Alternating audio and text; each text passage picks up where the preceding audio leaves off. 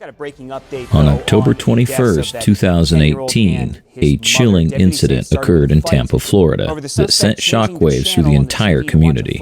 According to reports, a seemingly trivial argument over what to watch on TV resulted in a terrifying case of double murder, claiming the lives of 34-year-old Stephanie Willis and her 10-year-old son, Ricky Willis. In a startling turn of events, the suspect, Tyrone Johnson, apparently flew into a frenzy after his girlfriend gave him an earful for switching the TV channel, setting off a tumultuous rampage through the house. But what could have possibly caused such an explosive reaction over a mere television dispute? What was so unsettling about it? Was there a deeper, hidden conflict in play beneath the surface? Today on Dark Minds, we have the spine-chilling murder case of Stephanie Willis and her 10-year-old son, Ricky Willis. 911, what is your emergency? Ma'am, I just shot my girlfriend and her son for attacking me. You just shot him? Both of them. What's the address of the emergency? All right. Is the person still alive? They're dead. Is this a male or a female? Both male and female. They're dead. You killed them both? They were attacking me and I killed them. All right, and what's your apartment number? What's your phone number? My phone is off. Just come. All right. After killing both Stephanie and Ricky, Tyrone dialed 911 in a fit of panic, confessing to the dispatcher about his gruesome crime. But was this a sudden moment of realization or a calculated scheme to mitigate his sentence? My girlfriend and her son, we were arguing and they attacked me, ma'am. All right, and how old is the son? 6. Sir, talk to me. How old is the son? You killed... They were jumping on me, ma'am. Hurry up. We're on the way, okay? We're on the way. Stay on the line. Before we further unravel the harrowing details of this double homicide, let's take a few steps back and see what led Tyrone Johnson to commit such a horrendous act. Be sure to give this video a thumbs up and hit that subscribe button to stay tuned for more riveting crime cases just like this one. In the bustling streets of Tampa, Florida, Stephanie Willis led a life dedicated to caring for the elderly as a compassionate home health aide.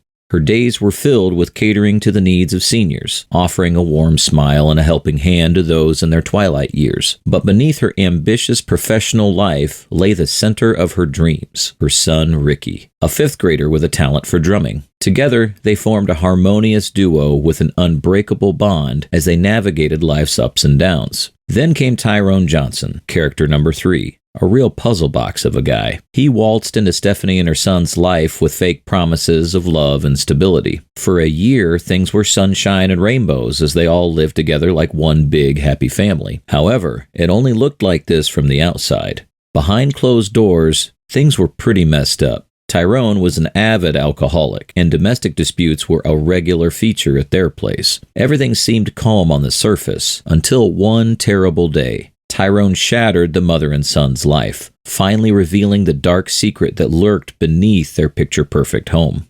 The horrific murder tale began on a Sunday evening when Stephanie, her son Ricky, and Tyrone all sat down on the couch for some TV time. Tyrone, however, was a few beers deep and had his sights set on the big football game. The other two people were not exactly football fanatics, hence Stephanie voiced her opinion against this change with a playful jab. However, what started as a petty disagreement quickly turned into a bitter verbal dispute. Things spiraled out of control in a shocking twist when Tyrone, fueled by alcohol and anger, pulled out a gun. The happy family night ended in an unspeakable tragedy, shattering their lives and leaving a dark stain on their seemingly peaceful home. After fatally shooting Stephanie and Ricky with a Glock 22 .40 caliber pistol he kept in the home, Tyrone called 911 to report his own crime. In an attempt to twist the entire situation in his favor, he told the dispatcher that the victims were attacking him and he killed them in self-defense. We're on the way, okay? Hurry up! Man, sir. Okay. I was trying to get them on the phone while they was attacking me. What city? Tampa, Florida. As if telling such blatant lies weren't enough, Tyrone started crying loudly on the call. Are you sure they're both dead?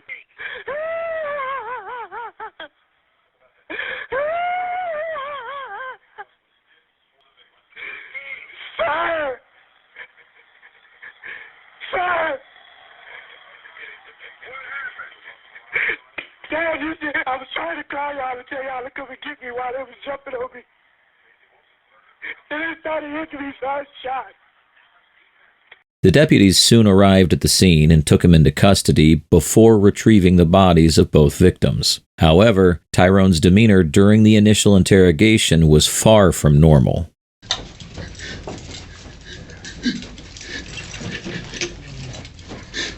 Hey, sir, I'm gonna move your cuffs to your front, all right? Yeah. Here, can you stand? Can you stand on one leg by yourself? Are you sure you're okay? This is what's gonna happen, all right? I'm gonna take your left hand out, put it on top of your head for me.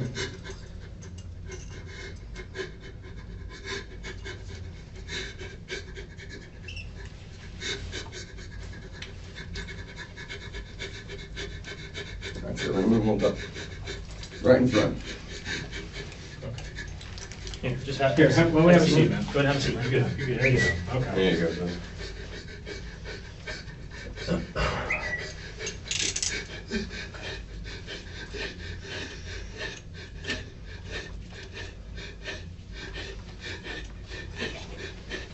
You put your hand down. Would you like any water or anything like that? No? Okay. Just breathe for me. I'm gonna fix this one for you.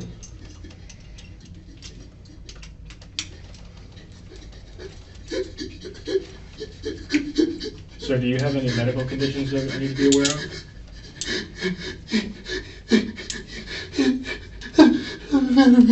You're a veteran? Okay. Tyrone, we need you to breathe for us, all right? Because if Just you're hyperventilating, if you can, pass just out. breathe in through your nose and out through your mouth. Do it with me, ready?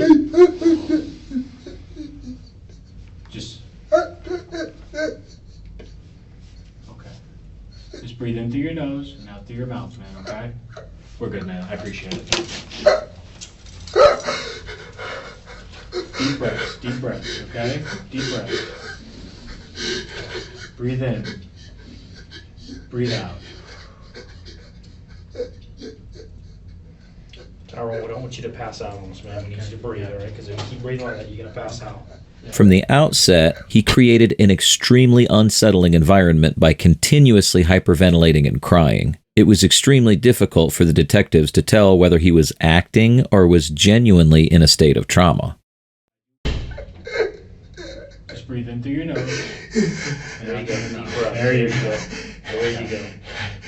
Just breathe, man.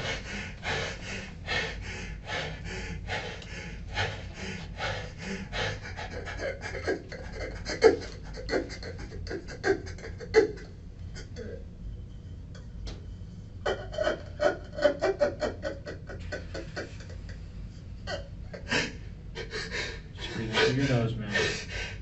We're gonna get through this, okay? We're gonna get through this. We are.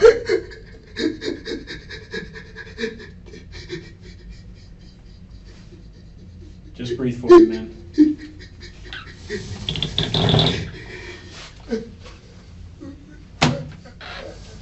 Just breathe for me, Tyrone, okay? That's all we need to do right now. Just breathe for me. Just breathe for me. Alright?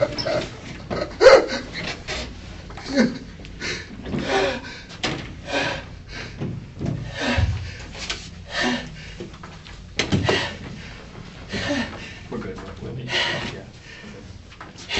Thank you. You got it. Tyrone, you sure you want a glass of water or something like that? Water? You want water? Yeah. Okay. We can do that for you. All right. Tyrone, how old are you, man? What? I'm 42. 42? Okay. Okay. Tyrone, let's bring it down, okay? Let's just bring it down for a second. Yeah. All right? Yeah. You said you were in the Marines? Yeah. Yeah? Okay. How long were you in the Marines? 10 years? Okay.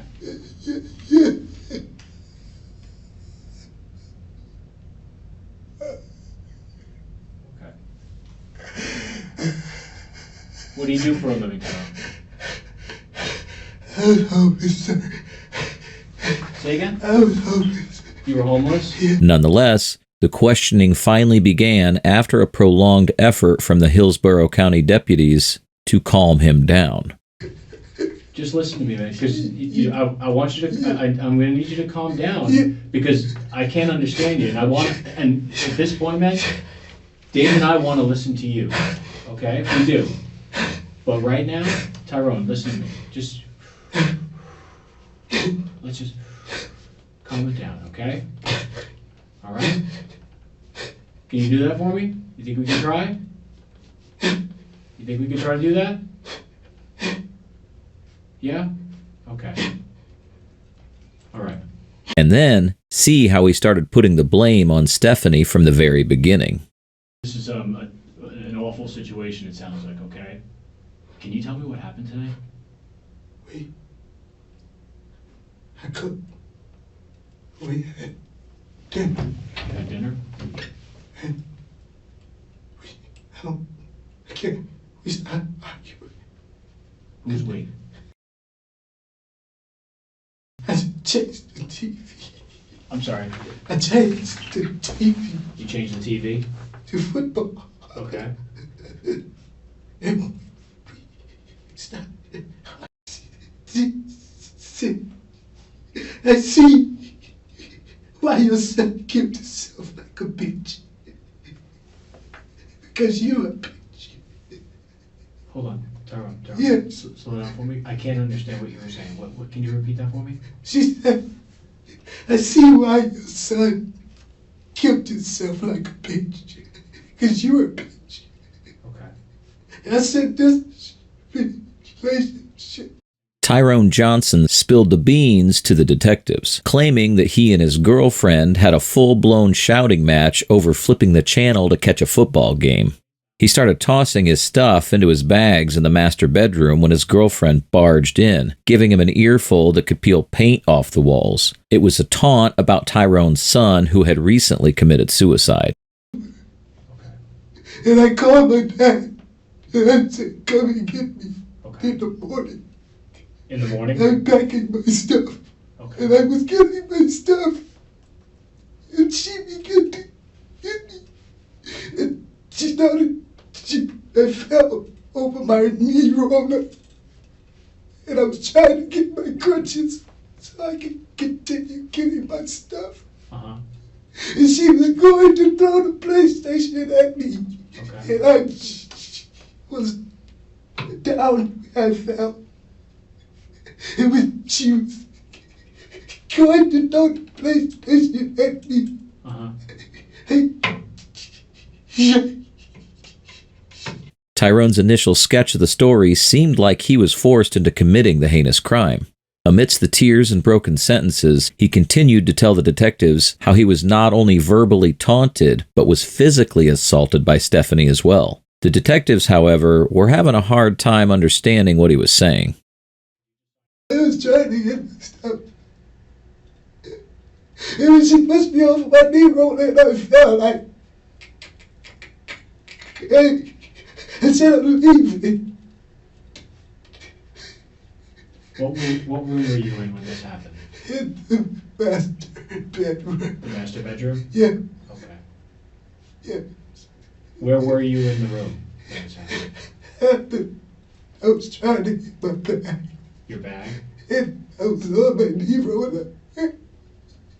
You were down on your knee? I was on my knee roller trying to get my bag.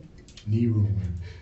Your knee roller. Oh, I'm sorry. Like one of those things with, Yeah. to help you walk? Yeah. Okay. Okay. Now I understand. Okay. And she pushed me off. She pushed you off of it? Yeah, I was trying to get my crutches. Okay. Okay. And she was getting ready. I said, I'm getting my stuff. Okay. And I called my dad. I said, come and get me. Okay. He continued with his lies, claiming that Stephanie was about to attack him with a PlayStation when he pulled the gun out. When the officer asked if he remembered what he was firing at, look how he answered. I gotta sit behind my back and look leaning on the bed and pushed you off. And she had the PlayStation and I just started. When she had the PlayStation, did she say anything to you when she had the PlayStation? She just ready to throw it at me, sir. I said, I'm leaving. She was going to throw it at you? Dad, I need you to come and get me. Okay. Do you remember what you were aiming at? I just started firing, sir. You just started firing? Yes, sir.